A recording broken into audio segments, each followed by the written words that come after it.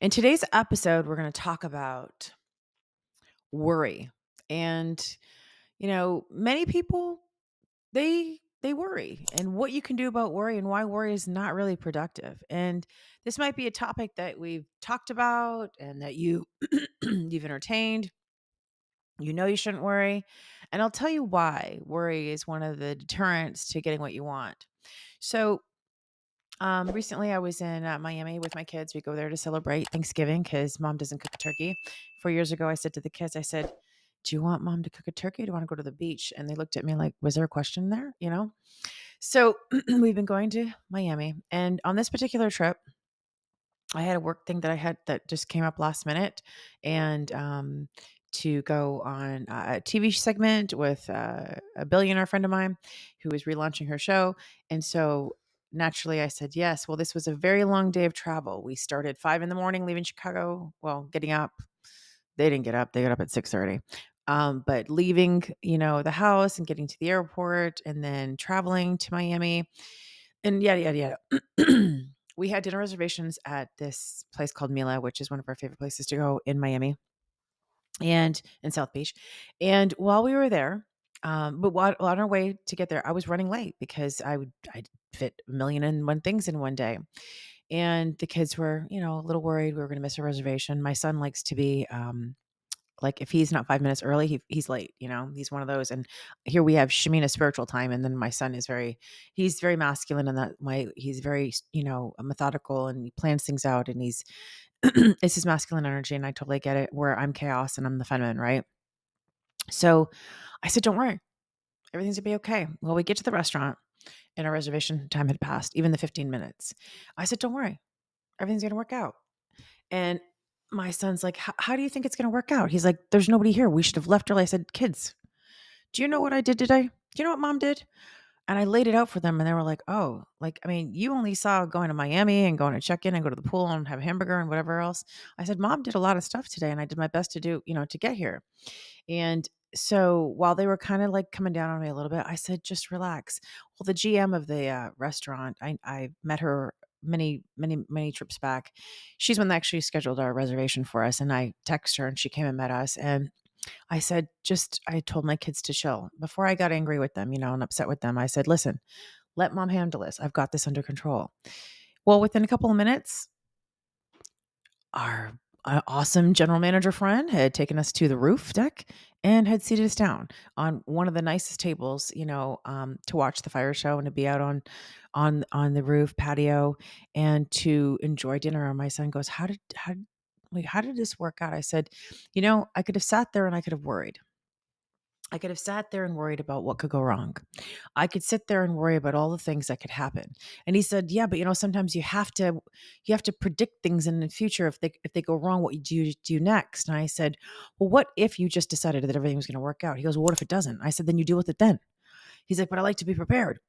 I said, "But the more that you put yourself into the backup plan and preparing," I go, "you're letting the worry drive the car. You're letting the worry lead as opposed to you just deciding, it was going to work anyway." And so as I was talking to him, I was trying to explain to him why worry was not a very useful emotion that we could probably use. And over the course of the trip, we had some little near misses of being late. And, before you knew it, my daughter was like, "Don't worry." She's telling me, "Everything's going to be okay. Don't worry. It'll all work out." And sure enough, everything did. It always does.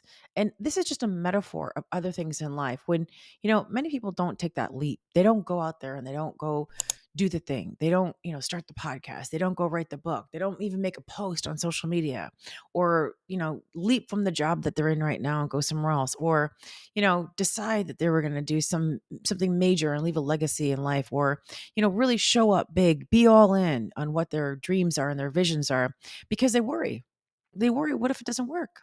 Worry if, what if I have disappointment? Because that's really what you're trying to avoid, right? Is disappointment. And what if it doesn't work and the failure with it? Where I have come to realize that if there isn't some disappointment or if there isn't something that's didn't go my way, then I have no room to grow and learn. So this is what I do with everything. I do a dry run. I'm like, let's go. Show up, do the thing, and then we'll figure out the little pieces when we go to do it next time, because then I'm going to get even better because I just went for it. And I think when you go for it and there is no backup plan, there is no plan B, you're all in, you're ready to do the thing, you eliminate worry. You don't worry about, what if it doesn't work? You don't create that energetic frequency of worry of that it doesn't work. Now, if my son continued to stay in, of course we won't, the worry, and we weren't going to get seated. That's what was he was going to create. Whereas I'm over here going, oh, it's going to be fine. That's, I mean, it was 30 minutes at that point past the original reservation. This place was a packed house. And of course it works out because that's what I believed. And if I had any other wavering in that faith, what was going to happen? I was going to leave a window open for it not to work. So, in my way of doing things, the more that I believe in something working, the less chances of it not working happens. The more that you have a worry issue, the more that you have a moment where you're like, well, let me let me have this backup plan. Let me have this you know, way of handling things so that I don't feel sadness. I don't feel disappointment. Now, it came up again because throughout the trip, and I could see this is one of the things that he has to work on. Many people do. And we were talking about some other worries that, could happen, maybe dying in general, like, some people who have a worry of dying.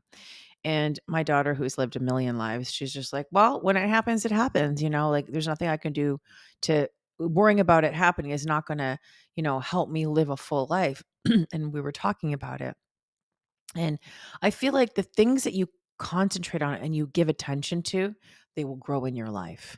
So I know that people who have a negative thinking mind and they're worried, or they have anxiety or anxiousness, they're creating that reality on a daily basis in their lives. It is not always easy to choose the dominant thought, which is, go all in, expect it to work, and have full faith, because it requires so much more of you than for you to brace yourself for what could happen. When you have to brace yourself, it is because you already know what's happened before. It didn't work out. Like, I know what I have, bracing myself for this emotional drop. I'm bracing myself for the other shoe to drop. I'm bracing myself for, what could go wrong right now, as opposed to really being fully all in and having the expectation everything was going to work out. I've had this saying in my business called "It's happening," or in my life. I had to believe that everything that I wanted to create and I wanted to actualize in my vision was happening. What I wanted to manifest, what I wanted to see, I had to believe it was happening. The more that I believed that it was happening, the quicker it happened. You create resistance and roadblocks, we all do, with our lived experiences that come in to just remind us, hey, remember that stove's hot, or hey, remember when you go down, this road is really bumpy, or hey, remember. So it's always trying to, protect you from harm and danger. But what you have to understand is those response mechanisms that we have in place, they're for real dangers, not for maybe heartbreak, going all in with your heart wide open in a relationship, going all in on your business to see how that would show up, going all in on your messaging, going all in on whatever it is, with that full faith, with that trust that of course it's going to work. And this is the thing that I tell the kids, and I tell everybody and myself, is that we might meet some disappointment along the way, but that disappointment will be so much smaller because you went full force on your faith. You went full force on your belief. You went full force on it working out, that you left very little room for worry, very little room for disappointment. So when you go all in, you fill that gap of faith, belief, it's going to work. And yeah, there might be a smaller area that of the actual results that something didn't show up exactly the way you want, but it'll be so much smaller because you decided to go all the way in. Now, imagine if the worry and disappointment go wrong is the dominant energetic frequency, the dominant thoughts, and you're looking at a bubble, that's going to take up all the space. And of course, guess what? that's going to probably be your result, because the faith and the belief is going to be so tiny beside it. It won't be able to combat your pre-existing dominant beliefs. So it took time to get here. But I also believed at a very young age I could do anything. I also believed that if it's not now, it's coming. I also believed that I always get what I want. I also believe that, you know, there really isn't any room for it not to work, right? It's going to eventually work. And whatever data I'm collecting along the way of things that might not be 100% how it's supposed to look, it's giving me valuable information for that next level of where it is, 100% optimal. The whole point of this is that the more that you can bring yourself to a state of it's working and not worry so much, the more you'll defer the worry and you'll bring the things closer that you want to actualize in your life. You'll be at the level of expectation of course it's going to work. Of course it's happening. You'll be in the receivership waiting for it to show up because you know it's on its way, as opposed to bracing yourself for the disappointment of it not working. I feel like we all have that little thing in us that wants to protect us and tell us, don't dream so big, don't go so big, don't do all the things, hide yourself, don't, play small, all those things that are there to protect us so we don't, it goes back to, when you were little kids where we're not chosen, when people are picking teams, or when you're overlooked and when you're not shining, when you don't feel special, it goes back to then, right? But really, at the end of the day, I feel the most amazing thing was Messi Makes Me Millions was one thing, but like, just going for it and figuring it out. But just having the faith that goes with it and just being in the state of course, we're going to get that seat on the rooftop. Of course, I get what I want. Of course, everything's going to work out. I could choose to worry or I could choose to believe. And for me, and I hope for you too, especially after this episode, you're just going to choose to believe that it's happening. All right. I hope you enjoyed this episode. I bring the faith, I bring the belief, I bring it in because I know that it is always working out as long as I can create that thought with an emotion. It is going to happen, and take the action on it. It always will. So I hope you enjoyed this episode. I would love it if you guys could go leave us a review and make sure you're subscribed, and maybe share it with a friend, or share it into your social media so other people can listen to this episode. If you haven't joined the Quantum Woman group on Facebook, go ahead and join. And we've got a quiz that you can take this in the bio, and go get my book, Unlocking the Quantum Woman. It is going to be the smallest investment you've ever made that's going to change your life. And I just can't wait to hear what's going on with you guys. And if you are able to, I would love it if you can give me a review on Amazon. All right, stay tuned for the next episode. Bye for now.